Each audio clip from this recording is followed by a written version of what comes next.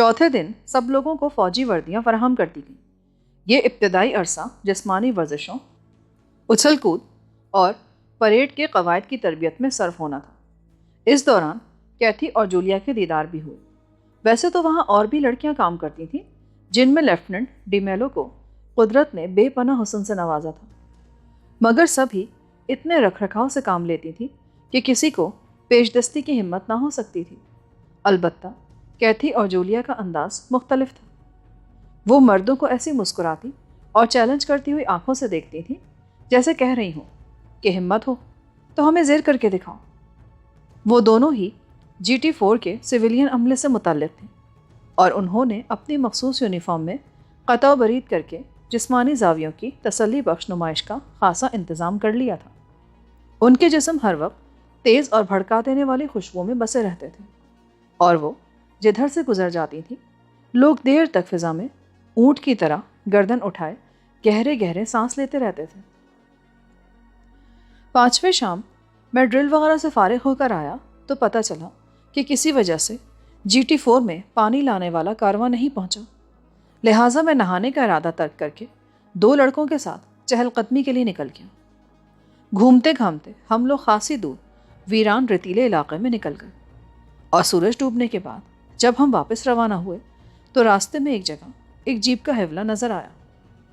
ہم لوگ تجسس کے پیش نظر اسی طرف ہو لیے، مگر ہم جیپ سے تھوڑے ہی فاصلے پر تھے کہ ادھر سے ہمیں کسی نے دیکھ لیا، اور پھر فضا میں سارجنٹ میکوائے کی بوکھلائی ہوئی آواز سنائی دی، کون آ رہا ہے ادھر؟ وہیں رک جاؤ۔ تینوں کے قدم زمین میں گڑ کر رہ گئے۔ کوئی گھپلا معلوم ہوتا ہے، میرا ایک ساتھی بولا۔ چلو چلو آگے چلتے ہیں۔ میں نے انہیں شے دی، حالانکہ مجھے معلوم تھا کہ ان میں سے کوئی بھی کسی بھی قیمت پر میکوائے کی حکم عدولی نہیں کرے گا۔ ہم تو ہرگز نہیں جائیں گے، پر میں تو ضرور جاؤں گا، تو ہمیں دور نکل جانے دو، پھر جو جی میں آئے کرتے رہنا۔ قدرے بحث کے بعد وہ چلے گئے۔ جب ان کے حوالے تاریکی میں معدوم ہو گئے تو میں آگے بڑھنے لگا۔ جیپ میں سناٹا طاری تھا۔ کون ہے؟ اچانک ادھر سے میکوائے کی آواز پھر سنائی دی، صفدر، تم یہاں کیا کر رہے ہو؟ واپس جاؤ۔ میں تمہاری مدد کرنا چاہتا ہوں سارجنٹ۔ مجھے کسی کی مدد کی ضرورت نہیں، دفع ہو جاؤ ورنہ شوٹ کر دوں گا۔ مجھے پتا ہے تمہاری جیپ ریت میں دھنس گئی ہے، میری مدد کے بغیر تم اسے نکال نہیں سکو گے۔ بہت ہی ٹھیٹ معلوم ہوتا ہے۔ شام بخیر مس جولیا، شام بخیر۔ تم واپس ہی لوٹ جاؤ تو بہتر ہے، ورنہ سارجنٹ اپنا بھرا ہوا پستول نکال کر تمہارا انتظار کر رہا ہے۔ مشورے کا شکریہ مس جولیا، میں واپس جا رہا ہوں۔ یہ کہہ کر میں واپس ہو لی۔ مجھے میکوائے سے کسی بھی احمقانہ حرکت کی توقع تھی، اور اگر وہ واقعی فائر کر دیتا تو میرے اور اس کے درمیان دائمی تلخی پیدا ہو جاتی۔ واپس نہیں، ادھر آؤ میرے پاس۔ میرے واپس چلتے ہی میکوائے کی قہر آلود آواز ابھری، گولی تو نہیں مارو گے؟ گولی کے بچے، اگر تم نے کسی سے اس واقعے کا تذکرہ کیا تو میں تیری گردن توڑ دوں گا۔ بہت بہتر، تو کیا میں واپس چلا جاؤں؟ ہاں، دفع ہو جاؤ۔ میں دم دبائے وہاں سے واپس ہو لی۔ اگلے روز کیتھی خود ہی مجھ سے آن ٹکرائی اور سرگوشیانہ انداز میں سوال کیا، تمہارا نام صفدر علی ہے نا؟ تمہیں کس نے بتایا؟ میں نے خوشگوار حیرت کے ساتھ پوچھا۔ جولیا نے تمہارا ذکر کیا تھا۔ وہ میرا بازو تھام کر مجھے ایک طرف لے جاتے ہوئے بولی، وہ موٹا سارجنٹ ہاتھ دھو کر اس کے پیچھے پڑا ہوا ہے، مگر وہ تو کہتا ہے کہ اس کے تم دونوں سے برسوں پرانے خصوصی مراسم ہیں۔ بکواس کرتا ہے وہ، ہم تو اسے محض تفریح کے لیے اعلی کار بناتے تھے۔ بات ایک ہی ہے، وہ سمجھتا ہوگا کہ اس نے تمہیں اپنی تفریح کے لیے اعلی کار بنایا ہوا ہے۔ خربوزہ چھری پر گرے یا چھری خربوزے پر، بات تو ایک ہی ہے نا۔ تم تو گدھے ہو، ایسی بے تکلفی۔ میں نے حیرت سے کہا، وہ 3-4 پیک پی کر کسی کیچوے سے بھی بدتر ہو جاتا ہے، مگر پھر باتیں مزیدار کرتا ہے۔ ہمارے تعلقات اس حد سے آگے کبھی نہیں بڑھے۔ پھر بھلا جولیا اندھیری رات میں اس کے ساتھ صحرا میں کون سی باتیں کرنے گئی تھی؟ پھر تم کہنا کیا چاہتے ہو؟ میں تو کچھ بھی نہیں کہنا چاہتا، حالات خود ہی بہت کچھ بتا رہے ہیں۔ پچھلی رات وہ چند پیک پی کر سیٹ پر ہی اوندا ہو گیا تھا۔ جولیا جیپ ڈرائیو کر کے اسے واپس لے کر آئی۔ اور تم سننا ہی چاہتے ہو تو سنو، وہ عورتوں کے لیے قطعی بے ضرر ہے۔ کیا واقعی؟ ہاں نا، اپنی اس کمزوری پر پردہ ڈالنے کے لیے وہ ہر اس عورت کے بارے میں کوئی بیہودہ کہانی تراش لیتا ہے جو اس سے ذرا بھی بے تکلف رہی ہو۔ مگر تم مجھے کہاں لیے جا رہی ہو؟ عجیب بدذوق آدمی ہو۔ جولیا کا تو اندازہ تھا کہ تم بہت زندہ دل ہو اور میری دعوت بخوشی قبول کر لو گے۔ اوہ، تو تم مجھے دعوت میں لے جا رہی ہو؟ میں نے خوش دلی کے ساتھ کہا۔ اسی وقت کیتھی کا کیبن آ گیا اور وہ مجھے ساتھ لے کر اندر گھس گئی۔ وہاں جولیا پہلے سے میکوائے کے ہمراہ موجود تھی۔ مجھے دیکھ کر میکوائے اس طرح چونکا جیسے میری آمد اس کے لیے غیر متوقع رہی ہو۔ تو یہ ہے تمہارا نیا مہمان جس کے بارے میں تم جوش و خروش کا اظہار کر رہی تھی؟ میکوائے نے برا سا منہ بنا کر کہا۔ خاصا دلکش نوجوان ہے۔ کیتھی مسکرا کر بولی، اگر سارجنٹ اولڈ کو تمہاری اس حرکت کا علم ہو گیا نا تو وہ تمہاری کھال کھینچ لے گا۔ اس بار میکوائے براہ راست مجھ سے مخاطب ہوا۔ کیتھی مجھے زبردستی یہاں لائی ہے۔ کیا GT4 میں کوئی مرد باقی نہ رہا جو تم اس رنگ روٹ کو یہاں لے آئی ہو؟ 3-4 پیک کے بعد ہر ایک کی مردانگی رفو چکر ہو جاتی ہے۔ اس کے علاوہ یہ یہاں چند دن کا مہمان ہے۔ یہاں کام کرنے والوں کو منہ لگایا جائے تو وہ گلے کا ہار بن جاتے ہیں۔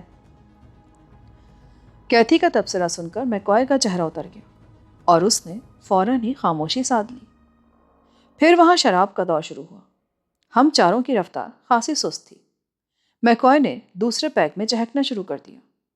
چوتھا پیک حلق سے اتارنے کے بعد وہ بینچ پر دراز ہو گیا اور مزید ایک پیک نے اسے بالکل ناکارہ کر دیا۔ کیتھی نے مجھے اشارہ کیا اور ہم تینوں میکوائے کو وہیں چھوڑ کر اندرونی کمرے میں چلے گئے جہاں ان دونوں کے بستر موجود تھے۔ اب وہ صبح تک بے سود بڑبڑاتا ہی رہے گا اور پھر سارجنٹ اولڈ کو اپنی غیر حاضری کے بارے میں کوئی ایسی پھڑکتی ہوئی کہانی سنائے گا کہ ہمیں دیکھ دیکھ کر وہ اپنے مقدر کو کوسے گا۔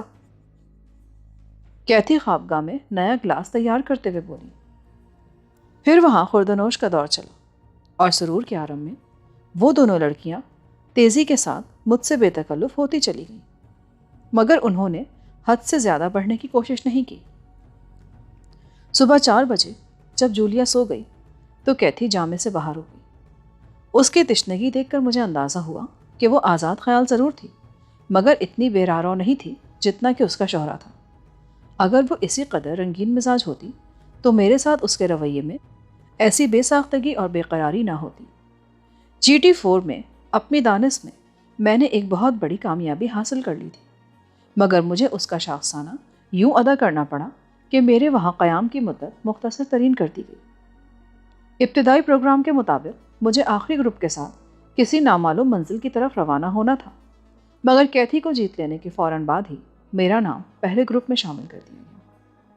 میکوائے کے بدلے ہوئے رویے کی وجہ سے مجھے یہ اندازہ کرنا مشکل ثابت نہیں ہوا کہ وہ تبدیلی میکوائے کے ایما پر کی گئی تھی۔ GT4 سے 3 گھنٹے کی مشقت آمیز صحرائی مسافت پیدل طے کی گئی۔ گروپ میں کل 4 لڑکے تھے اور ہر ایک کی پشت پر 70 پاؤنڈ وزنی کٹ لدی ہوئی تھی جس میں سفری ضروریات کا سامان لازمی سامان موجود تھا۔ گروپ کی رہنمائی اور قیادت ایک اسرائیلی فوجی کر رہا تھا۔ ان دنوں موسم خاصا بہتر تھا، لیکن صحرا میں دن کی گرمی ناقابل برداشت تھی۔ ہر طرف لہریے دار ریت کا سمندر پھیلا ہوا تھا یا چھوٹی چھوٹی بنجر پتھریلی پہاڑیاں۔ میں تو بمبئی سے الچیوف پہنچنے تک ایک بار پھر صحرائی عقوبتیں جھیل چکا تھا، لہٰذا وہ سفر میرے لیے اتنا اذیتناک ثابت نہ ہوا، مگر دوسرے 3 لڑکوں کی حالت بہت ابتر ہو گئی۔ آخر کار تپتی ہوئی دوپہر میں ہم لوگ ایک لق و دق ریگزار میں پہنچے جہاں زمین سے اٹھتی ہوئی گرمی کی لہروں کے باعث سراب کا منظر ہر طرف دکھائی دے رہا تھا۔ اس مقام پر ایک جگہ چند چھلداریاں نصب تھیں جن سے قدرے فاصلے پر سیمنٹ کی چادروں اور آہنی فریم سے ایک بڑا سا چوکور کمرہ بنا ہوا تھا۔ ہمیں لے جانے والے سپاہی کو شاید دور سے ہی دیکھ لیا گیا تھا کیونکہ ایک چھولداری کے دروازے پر کوئی افسر ہمارا منتظر تھا۔ وہاں پتہ چلا کہ GT4 اصل میں ابتدائی کیمپ ہے۔ اصل تربیتی کیمپ وہی تھا جہاں ہمیں چھولداریوں میں رہنا تھا۔ اس مقام کا نام SOD تھا جسے وہ لوگ ملا کر سورٹ کہا کرتے تھے، اور اس کی ظاہری حیت سے آنے والے دنوں کی سختی کا بخوبی اندازہ ہو رہا تھا۔ سورٹ پر کل 4 نفری عملہ متعین تھا جس کا سربراہ میجر موریسن تھا۔ ہم چاروں کی حالت زار دیکھ کر وہ دل کھول کر ہنسا اور ہمیں مشتہ سنایا کہ تربیتی پروگرام فوری طور پر شروع کیا جانے والا تھا، مگر ہماری خستہ حالی کے پیش نظر اسے اگلے روز پر ملتوی کر دیا گیا۔ شام کا خنک دھندلکا پھیلنے پر ہمیں لانے والا تنہا واپسی کے سفر پر روانہ ہو گیا۔ رات کے وقت کئی مرتبہ فضا میں ہیلی کاپٹروں کا تیز شور سنائی دیا اور ہم لوگ باہر نکل آئے۔ ہیلی کاپٹر عین ہمارے کیمپ کے اوپر اتنی نیچی پرواز کرتے ہوئے گزرے کہ ان کی پنکھڑیوں کے عمودی دباؤ سے نہ صرف چھلداریاں ہلنے لگی بلکہ فضا میں بھی غبار کا طوفان امنڈ آیا۔ موریسن نے بتایا کہ وہ ہیلی کاپٹر اسرائیل کے سرحدی مورچوں کی دیکھ بھال پر مامور تھے، جو سورٹ سے صرف 2 میل کے فاصلے پر شامی علاقے میں جولان کی پہاڑیوں پر قائم تھے۔ اگلے روز ہماری تربیت کی ابتدا نہایت ہولناک طریقے پر ہوئی اور ہمیں سیمنٹ کی چادروں سے بنے ہوئے بغیر چھت کے کمرے میں پہنچا دیا گیا، جس کے فرش پر نرم ریت کی کئی فٹ موٹی تہ بچھی ہوئی تھی۔ ہمیں سب سے پہلے بدترین صحرائی موسم میں بھوک اور پیاس کی حالت میں اپنی قوت مزاحمت میں اس حد تک اضافہ کرنا تھا کہ کم از کم 50 گھنٹے بھوکے پیاسے سفر جاری رکھ سکیں۔ اس کمرے کے فرش پر ریت کی موٹی تہ کے نیچے آہنی چادریں بچھی ہوئی تھیں، جن کے نیچے طاقتور برقی ہیٹر نصب تھے، جو بتدریج ریت کو اس قدر گرم کر دیتے تھے کہ ریت پر قدم رکھنا محال ہو جاتا تھا۔ میجر موریسن کے بیان کے مطابق ریتیلی سطح کا درجہ حرارت مصر اور شام کے صحراؤں میں جون اور جولائی کے خشک موسمی حالات کے مطابق رکھا گیا تھا۔ اس کے علاوہ آہنی ستونوں کے ساتھ جالیوں والے قوی ہیکل پنکھے نصب تھے، جو اس کمرے میں آندھی پیدا کر دیتے تھے۔ ان برقی آلات کو توانائی فراہم کرنے کے لیے وہاں جنریٹر موجود تھا، مگر اس سے تیسرا کام نہیں لیا جاتا تھا کوئی۔ روشنی وغیرہ کے لیے مومی شمعوں یا مشلوں پر انحصار کیا جاتا تھا۔ کھانا پکانے کے لیے مٹی کے تیل کے سفری چولہے فراہم کیے گئے تھے اور ہر شخص کو اپنا کھانا خود تیار کرنا ہوتا تھا۔ اس کمرے میں ہماری بریفنگ کے دوران میجر موریسن نے ہمیں کمرے میں اس وقت تک مسلسل دوڑتے رہنے کا حکم دیا جب تک وہ خود آ کر رکنے کو نہ کہے، اور پھر وہ چلا گیا۔ چند لمحوں بعد باہر سے جنریٹر چلنے کی تیز آواز سنائی دی، جس کا مطلب تھا کہ ریت میں دفن برقی ہیٹر آن کرنے کی تیاری کی جا رہی ہے۔ اس وقت سورج طلوع ہوئے خاصی دیر گزر چکی تھی، مگر اس کی کرنوں میں ناقابل برداشت تمازت موجود نہ تھی۔ میں اپنے شانے پر اسٹین گن سمیت 32.5 پاؤنڈ وزنی کٹ اٹھائے دیوار کے ساتھ دوڑ رہا تھا۔ قدموں میں بچھی ہوئی ریت اتنی نرم اور گہری تھی کہ اس میں قدم دھنسے جا رہے تھے اور دوڑتے رہنے کے لیے غیر معمولی توانائی صرف کرنا پڑ رہی تھی۔ یہ تو خاصی احمقانہ حرکت ہے، اس طرح ہم بھاگتے رہے تو تھوڑی دیر بعد بے ہوش ہو کر گر جائیں گے۔ دوڑتے ہوئے میرا ایک ساتھی بولا، پھر کیا کیا جائے، حکم تو یہی ملا ہے۔ دوسرے نے بے چارگی سے کہا، یہاں دیکھنے والا کون ہے، ایک دیوار کے سائے میں بیٹھ کر سستاتے ہیں، دروازے پر آہٹ ہوئی تو دوڑ لگانا شروع کر دیں گے۔ پہلا والا بولا۔ اس کی تجویز خاصی معقول تھی، بے ضرر تھی۔ ہم چاروں ایک دیوار کے سائے میں بیٹھ گئے، مگر ہم زیادہ دیر سکون سے نہ بیٹھ سکے۔ فرش پر پھیلی ہوئی ریت کا درجہ حرارت غیر محسوس طریقے پر بڑھتا جا رہا تھا۔ ہمیں اس کا احساس اس وقت ہوا جب ریت پر ایک جگہ بیٹھے رہنا ناممکن ہو گیا۔ بار بار پہلو بدلنے سے بھی جھلسا دینے والی ریت سے نجات نہ مل سکی تو یکے بعد دیگرے چاروں اپنی جگہوں سے کھڑے ہو گئے۔ چند منٹ بعد اندازہ ہوا کہ مسلسل کھڑے رہنا بھی ناممکن تھا۔ ہر شخص بے چینی سے بار بار پہلو بدلتے ہوئے قدم اٹھا رہا تھا۔ پھر یہ رفتار تیز ہو گئی اور ہم چاروں کو جلتی ہوئی ریت سے نجات حاصل کرنے کے لیے ایک ہی جگہ کھڑے رہ کر قدموں کو تیزی سے یوں اٹھانا اور رکھنا پڑا جیسے ہم تیزی سے دوڑ رہے ہوں۔ ایک لڑکے نے اپنی عرق آلود پیشانی کو صاف کرتے ہوئے اسرائیلی افواج کی والدہ کی شان میں گستاخی کی۔ دوسرے نے گن اور کٹ اتار پھینکی، جس کی تقلید میں نے بھی اپنے بوجھ سے جان چھڑا لی۔ اس سے تو بہتر ہے کہ ہم دوڑنا شروع کر دیں۔ چوتھا شخص تربیتی پروگرام کے بارے میں قدرے سنجیدہ تھا۔ چاروں کے بدن پسینے سے شرابور ہو رہے تھے۔ برقی ہیٹر سے خارج ہونے والی حرارت نے ریت پر قدم ٹکانا محال کر دیا تھا اور وہ گرمی فضا میں بھی پھیل رہی تھی۔ اس کمرے کی حالت کسی بھٹی سے مشابہ تھی اور ہمیں اگلے حکم تک اس میں دوڑتے رہنا تھا۔ اسی دوران ایک لڑکے کو انوکھی تجویز سوجی اور وہ آہنی ستون میں لٹک گیا۔ اس طرح اس کے ہاتھوں پر بوجھ ضرور آ گیا، مگر اسے جلتی ہوئی ریت سے نجات مل گئی۔ اس کی تقلید میں سبھی نے ایسا کیا اور گرم ریت سے نجات پالی۔ تم لوگوں کو بغور دیکھا جا رہا ہے۔ میں آنکھیں موندے آہنی ستون سے لٹکا ہوا تھا کہ اچانک موریسن کی آواز سنائی دی، اور میں اس بری طرح چونکا کہ ستون ہاتھ سے چھوٹ گیا اور میں پورے زور سے ریت پر آ گرا۔ تم لوگوں کو آج ہر قیمت پر مقررہ وزن اٹھا کر گرم ریت پر اس کمرے کی دیواروں کے ساتھ کم از کم 80 چکر لگانے ہیں۔ 2 میل کا فاصلہ طے کیے بغیر تمہیں اس کمرے سے نجات نہیں مل سکے گی۔ یہ سراسر ظلم ہے میجر۔ Shut up! تمہیں ہر قیمت پر احکام کی تعمیل کرنی ہے۔ اپنی کٹ اٹھاؤ اور فوراً دوڑنا شروع کر دو۔ ناچار سب نے اپنی اپنی کٹ کمر پر لا دی اور کمرے کا طواف شروع کر دیا۔ اسی دوران ایک بار چند سیکنڈ کے لیے ایک دیو ہیکل پنکھا حرکت میں آیا اور بند ہو گیا، مگر اس سے پیدا ہونے والے ہوا کے شدید جھکڑ نے فضا میں ریت کے بگولے بکھیر دیے اور آنکھیں کھلی رکھنا محال ہو گیا۔ اسی عالم میں میں کسی سے ٹکرایا اور زمین پر گر گیا۔ اس چوٹ کے مقابلے میں تپتی ہوئی ریت کا عذاب زیادہ شدید تھا، کیونکہ میں چند ہی ثانیوں میں دوبارہ کھڑا ہو گیا، مگر اٹھتے ہی پیچھے سے آنے والا کوئی رنگ روٹ پوری طاقت سے مجھ سے ٹکرایا اور ریت پر ڈھیر ہو گیا۔ میں اس کی طرف دیکھنے کی زحمت کیے بغیر آگے دوڑ پڑا۔ پہلے روز یہ سلسلہ 3 گھنٹے جاری رہا، اور جب میں اس کمرے سے باہر آیا تو میرے برہنہ پیروں اور پنڈلیوں پر کئی آبلے پڑ چکے تھے۔ اس ریتیلی بھٹی میں تربیت کا دور 1 ہفتے جاری رہا۔ اس دوران کئی بار ایسا بھی ہوا کہ باہر صحرا کی خنکھرات پھیلی ہوئی تھی، مگر ہم چاروں اس ہولناک کمرے میں مسلسل دوڑے جا رہے تھے۔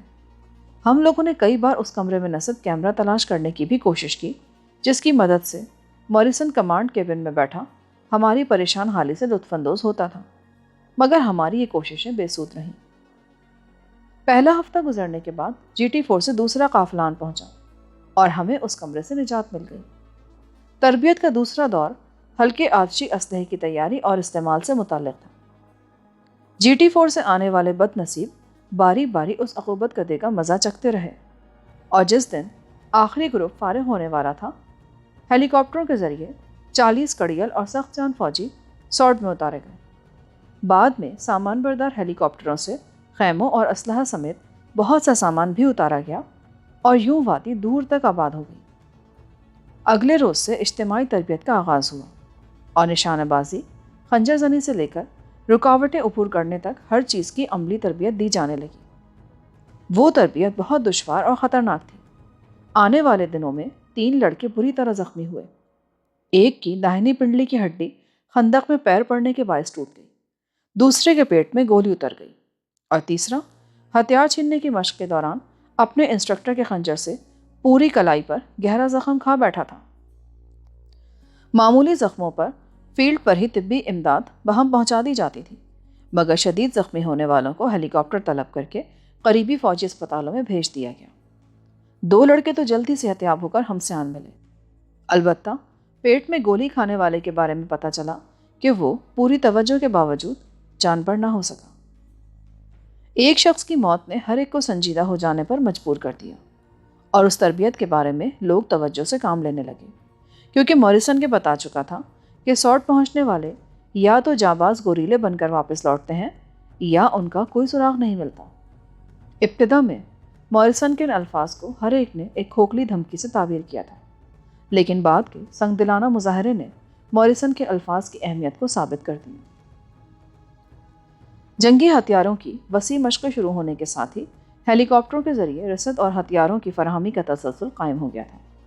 صحرا کے اس حصے کو بھرا پورا دیکھ کر یقین بھی نہ آتا تھا کہ ابتدا میں وہاں چند خیموں، ایک ہولناک شیطانی کمرے اور 4 نفوس کے سوا کچھ نہ تھا۔ رات کو جب خیموں میں مومی مشعلیں اور پیٹرومیکس جلا کر نئے اور پرانے گوریلے گانے بجانے اور دیگر تفریحات کی پرشور محفلیں سجاتے تو گزرے ہوئے دن کی ساری تھکان اور کوفت غائب ہو جاتی، اور اگلی صبح ہر ایک نئے مصائب جھیلنے کے لیے تازہ دم ہو جاتا۔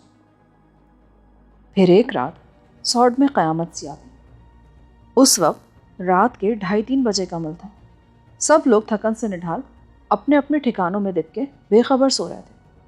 یوں تو سورڈ میں رات کو بھی محافظوں کا پہرا ہوتا تھا، مگر وہ مقام اس قدر محفوظ تصور کیا جاتا تھا کہ رات کی ڈیوٹی دینے والے مسلح محافظ بھی لمبی تان کر سوتے تھے۔ محافظوں کے اس وتیرے سے میجر موریسن بھی واقف تھا، مگر اس نے حفاظت کے اس پہلو کو کبھی قابل توجہ نہیں سمجھا، اور غالباً اس کی یہی لاپرواہی سارٹ کے واسیوں کے لیے ہولناک تباہی کا باعث بن گئی۔ میری آنکھ کھلنے کا باعث ایک شدید دھماکہ تھا۔ میں ہڑبڑا کر کمبل پھینکتا ہوا چھولداری سے باہر آیا تو آسمان پر سرخی پھیلی ہوئی نظر آئی۔ پے در پہ متعدد دھماکے ہوئے اور ایک طرف سے سیاہ دھوئیں کے کثیف بادل آسمان کی طرف امنڈتے نظر آئے، جو زرد اور نارنجی رنگ کے آتشی شعلوں پر سوار تھے۔ سارٹ میں ہر طرف کھلبلی مچ گئی اور ہر شخص جس حال میں تھا چھولداری سے نکل آیا۔ سب کی متوحش نگاہیں دھوئیں اور شعلوں پر مرکوز تھیں۔ آگ جس سمت میں لگی تھی ادھر وہی ہولناک کمرہ واقع تھا، جس میں سیمنٹ کی چادروں کے عقب میں برقی توانائی کے سہارے صحرائی جہنم بھڑکایا جاتا تھا۔ آخری گروپ کی ابتدائی تربیت کے خاتمے پر جب گوریلا جنگ کی اعلیٰ تربیت کے لیے اسلحہ آنا شروع ہوا تو موریسن نے بغیر چھت والے اس کمرے پر ترپالیں تان کر اسلحے کے 24 کریٹ وہیں بھر دیے تھے۔ اسلحہ خانے میں بھڑکی ہوئی آگ اور قیامت خیز دھماکوں نے موریسن کو بری طرح بوکھلا دی، اور وہ ہذیانی انداز میں چلاتا ہوا ایک ریتیلے ٹیلے پر چڑھ گیا، جہاں سے نشیب میں بنا ہوا اسلحہ خانہ صاف نظر آتا تھا۔ موریسن کی تقلید میں بہت سے تجربے کار گوریلے بھی اسی طرف دوڑے، اور صورتحال کا صحیح اندازہ کرتے ہی ٹیلے سے اتر کر آگ کی طرف بڑھتے چلے گئے۔ چند ثانیوں میں سارا کیمپ اس آگ کے گرد جمع ہو چکا تھا، کیونکہ آگ پورے علاقے میں پھیل چکی تھی اور دھماکوں کا سلسلہ موقوف ہو چکا تھا۔ اس وقت کیمپ میں پانی کا جو ذخیرہ موجود تھا وہ اگلے 20 گھنٹوں کی ضروریات سے قطعاً زائد نہیں تھا۔ پھر اس آگ کو بجھا کر راکھ اور انگاروں کے سوا کچھ بھی حاصل نہ ہوتا، لہٰذا اسلحہ دھڑا دھڑ جلتا رہا اور سب لوگ تماشا دیکھتے رہے۔ یہ کیسے ہوا؟ موریسن شدید غصے اور مایوسی کے عالم میں دھاڑا، مگر وہاں سب کو صاف سن چکا تھا۔ ہو سکتا ہے سر کہ کسی دستی بم کی فیوز پن گرمی سے متاثر ہوئی ہو اور اس کے پھٹ جانے سے پورے ذخیرے نے آگ پکڑ لی ہو۔ اونچے اونچے شعلوں کے لہو رنگ انعکاس میں کسی کی آواز ابھری۔ تم الو کے پٹھے ہو، معلوم ہوتا ہے تمہارا دماغ گرمی سے پھر گیا ہے۔ یہاں آنے والا اسلحہ خاص طور پر تیار کیا جاتا ہے، یہ کوئی تخریبی کارروائی معلوم ہوتی ہے، سارٹ کی تاریخ میں پہلا واقعہ ہے۔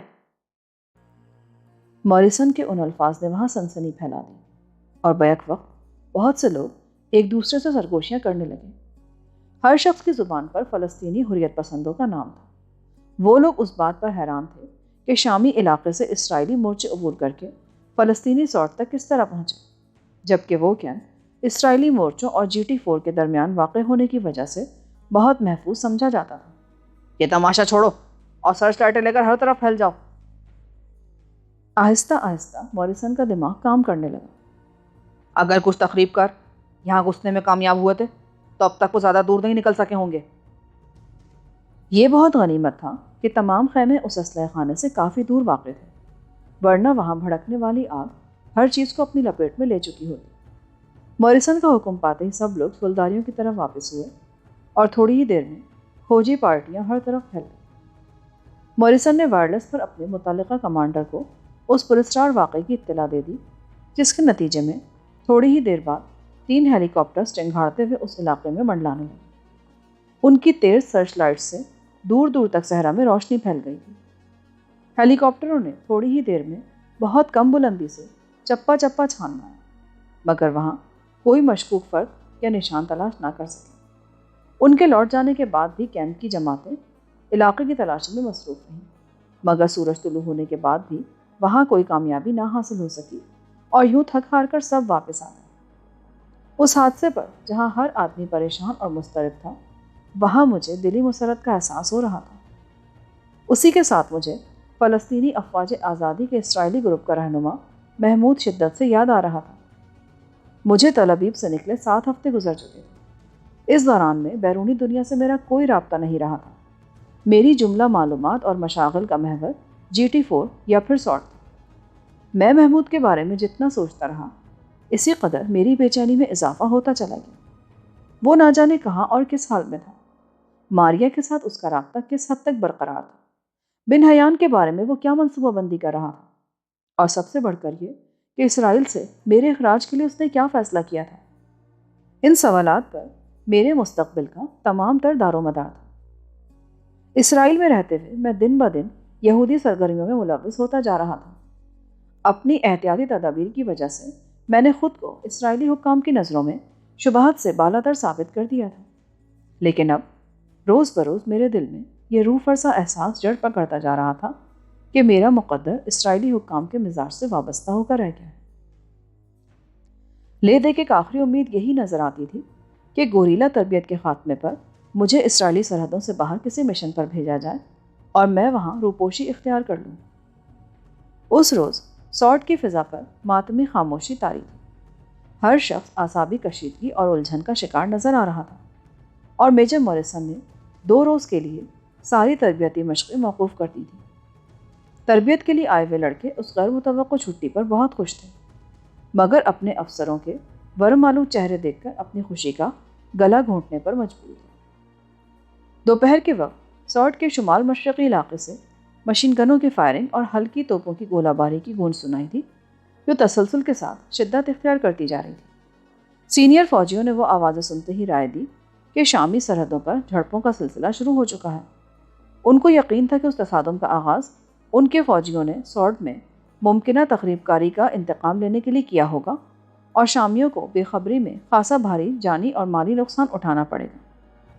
شام کے دھندلکے میں بھی وہ آوازیں آتی رہیں، اور جب اندھیرا پھیل گیا تو شمال مشرقی افق پر بے شمار آتشی لکیریں ابھرتی اور معدوم ہوتی نظر آنے لگیں۔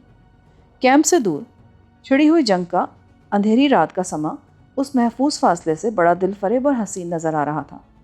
وہاں مجھے اسرائیلیوں سے معلوم ہوا کہ شمال مشرق میں اسرائیلی مورچے شامی علاقے میں پہاڑی علاقے کی بلندیوں پر قائم ہیں، اور اسی وجہ سے وہاں سے کی جانے والی فائرنگ سوٹ سے بآسانی نظر آ رہی تھی، جبکہ شامی اپنی سرحدوں سے کافی پیچھے نشیبی علاقے میں مورچہ زن تھے۔ وہ رات توپوں کی گھن گرج سنتے گزری۔ کبھی کبھار چند منٹ کے لیے محاذ پر خاموشی چھا جاتی، مگر فضا میں دھماکوں کی باز گشت بدستور گردش کرتی رہی تھی، اور اس باز گشت کے دم توڑنے سے پہلے محاذ آرائی کا نیا دور شروع ہو جاتا۔ اگلے روز ڈرل شروع ہونے سے پہلے صبح سویرے میجر موریسن نے اعلان کیا کہ سوٹ کے حادثے کی تفتیش کے لیے تل ابیب سے چند فوجی افسران دوپہر سے پہلے وہاں آنے والے ہیں، اور ان کی آمد کے وقت ہر شخص کو اپنے خیمے میں موجود ہونا چاہیے۔ اس روز ڈرل سے نمٹنے کے بعد میں چھلداری میں بیٹھا ناشتہ کر رہا تھا کہ کسی نے کیمپ میں میکوائے کی موجودگی کی خبر سنائی۔ میرے لیے وہ خبر اتنی حیرت ناک تھی کہ میرے ہاتھ سے دودھ کی پیالی گرتے گرتے بچی۔ وہ یہاں کب پہنچا؟ شام تک تو اس کا کہیں پتہ نہیں تھا۔ میں نے خبر لانے والے لڑکے سے آہستہ سے سوال کیا۔ وہ تو ہمیں اولڈ کے حوالے کرنے کے بعد سے عیش کر رہا تھا، سالہ تفتیشی افسروں کی آمد کی خبر پا کر ادھر دوڑا آیا ہوگا۔ GT4 میں تو وہ جولیا پر ہاتھ صاف کر رہا تھا، یہاں اسے تپتی ہوئی ریت اور کرخت مردانہ چہروں کے سوا کیا ملتا جو وہ ادھر آتا؟ میرے ساتھی نے تبصرہ کیا۔ وہ ٹھہرا کہاں ہے؟ موریسن نے اسے گھاس نہیں ڈالی، اپنا رتلی کا خیمہ دیا اسے۔ میں ناشتے سے فارغ ہوا تو سورج آسمان کے مشرقی گوشے سے سر ابھار چکا تھا، لہٰذا میں سیدھا میکوائے کی تلاش میں نکل کھڑا ہوا۔ میں اس کے خیمے میں پہنچا تو وہ اپنے سیاہ جوتے کی ٹو چمکا کر اس میں اپنی شکل دیکھنے کی کوشش کر رہا تھا۔ میری آہٹ پر اس نے سر اٹھایا تو میرا خیال تھا کہ وہ نہایت اتفاق سے میرا استقبال کرے گا، مگر وہاں معاملہ ہی الٹ ہو گیا۔ مجھے پہچانتے ہی اس نے جوتا زمین پر ڈال دیا اور پھاڑ کھانے والی نظروں سے مجھے گھورنے لگا۔ گڈ مارننگ سارجنٹ، میں نے سٹپٹا کر مسکراتے ہوئے کہا۔ تم یہاں کیوں آئے ہو؟ مجھے پتا چلا کہ تم رات کو ہی آئے ہو تو ملنے چل آیا۔ بڑی محبت ہے مجھ سے۔ شاید تم وہ وقت بھول گئے جو ہم نے تل ابیب سے GT4 تک ایک ساتھ سفر کرتے ہوئے گزارا تھا۔ میرا حافظہ بہت مضبوط ہے۔ وہی نہیں، مجھے وہ رات بھی یاد ہے جو ہم نے لڑکیوں کے ساتھ گزاری تھی۔ کیا اس رات مجھ سے کوئی گستاخی ہوئی تھی؟ مجھے اندازہ نہیں تھا کہ تم اس قدر حرامزادے ہو۔ کیتھی نے مجھے سب کچھ بتا دیا تھا۔ بتا دیا تھا تو تم خود ہی جانتے ہوگے کہ اس میں میرا کوئی قصور نہیں تھا، اس نے خود ہی مجھے مجبور کیا تھا۔ اوہ، تو تم اس حد تک چلے گئے تھے؟ اس کتکے نے تو یہ قصہ بالکل ہی گول کر دیا تھا۔ یک بہ یک مجھے اپنی حماقت کا احساس ہوا۔ کیتھی نے نہ جانے اسے کیا کہانی سنائی تھی، اور میں سادگی میں اس موٹے احمق کے سامنے حقیقت کا اعتراف کر بیٹھا تھا۔ میں نے بات بنانے کے لیے جلدی سے کہا، مجھے غلط نہ سمجھو سارجنٹ، کیتھی کے ساتھ میں نے کوئی ایسی ویسی حرکت نہیں کی تھی جس پر مجھے پشیمان ہونا پڑے۔ تمہارے سو جانے کے بعد اس نے مجھے اپنے ساتھ رقص پر مجبور کیا اور ہم دونوں نشے میں دھت صبح تک ناچتے رہے۔ معلوم ہے مجھے کیتھی ایسی گئی گزری نہیں ہے کہ چند گھنٹوں کی ملاقات میں خود کو کسی کالی چمڑی والے کے قدموں میں ڈال دے۔ یہ بتاؤ کہ تم نے اس کے سامنے میرے خلاف کیا زہر فشانی کی تھی؟ کچھ بھی نہیں سارجنٹ۔ تو وہ جھوٹی ہے؟ ہو سکتا ہے کہ اس نے تمہیں مجھ سے بھڑا کر تفریح لینے کی کوشش کی ہو۔ بالکل بکواس۔ اگر ایسا ہوتا تو وہ اگلے ہی دن ساری باتیں کہہ ڈالتی۔ اس نے تمہارے چلے آنے کے بعد زبان کھولی۔ کیا کہا تھا اس نے؟ میں کہتا ہوں دفع ہو جاؤ تم یہاں سے۔ یک بہ یک اس کا پارا چڑھ گیا۔ شاید اسے اس خرافات کا خیال آ گیا تھا جو جولیا نے مجھ سے منسوب کر کے اسے سنائی تھی۔ مجھے تمہاری دوستی گنوا کر دکھ ہوگا۔ جہنم میں گئی دوستی، میں اب یہاں آ گیا ہوں تو دیکھنا تمہاری کیا درگت بناتا ہوں۔ ارے یہ کون مردود چلا رہا ہے؟ اچانک برابر والی چھلداری سے میجر موریسن کی چنگھاڑتی ہوئی آواز سنائی دی۔ Sorry sir, very sorry. Major کی آواز سن کر میکوائے کے اوسان خطا ہو گئے اور میں تیزی کے ساتھ واپس ہو لی۔ دوپہر کو ہیلی کاپٹر کے ذریعے تفتیشی ٹیم سوڈان پہنچی۔ میں اپنی آنکھوں سے تو ان لوگوں کو نہ دیکھ سکا، مگر یہ خبر جنگل کی آگ کی طرح ہر طرف گردش کرنے لگی کہ آنے والوں میں ایک حسین و جمیل لڑکی بھی شامل ہے۔ سوڈ میں آنے کے بعد ہر شخص حسن کے دیدار کو ترسا ہوا تھا۔ اس تبدیلی نے ہر ایک میں تجسس اور زندگی کی نئی لہر دوڑا دی۔ ہر شخص یہ چاہ رہا تھا کہ تفتیش کے سلسلے میں اسے بھی طلب کیا جائے تاکہ وہ آنے والی قتالہ کے جلووں سے پوری طرح لطف اندوز ہو سکے۔ سپہر کو جب میجر موریسن کا ردلی میری طلبی کا حکم لایا تو مجھے قدرے پریشانی ہونے لگی۔ میرا خیال تھا کہ پورے کیمپ میں ہی مختلف قومیت سے تعلق رکھتا تھا، لہٰذا تخریب کاری کا سراغ لگانے کے لیے میری ہی ذات کو سب سے بہتر نقطہ آغاز سمجھا گیا تھا۔ میں اپنی ادھیڑ بن میں مبتلا اردلی کے ہمراہ موریسن کے خیمے میں پہنچا تو وہاں ایک خوشگوار ذہنی جھٹکے کا سامنا کرنا پڑا۔ کیمپ میں جس حسینہ اور دلربا کی آمد کی دھوم مچی ہوئی تھی وہ میری دیرینہ رفیق کیپٹن ماریا تھی۔ اس وقت وہ خیمے میں موریسن اور ایک کرنل کے ہمراہ بیٹھی ہوئی تھی۔ مجھے دیکھ کر چند لمحوں کے لیے اس کی آنکھوں میں خیر سگالی کی محبت آمیز چمک پیدا ہوئی جو فوراً ہی پیشہ ورانہ سختی میں معدوم ہو گئی۔ مزید 2 افسران کی موجودگی کی وجہ سے میں بھی زبان نہ کھول سکا۔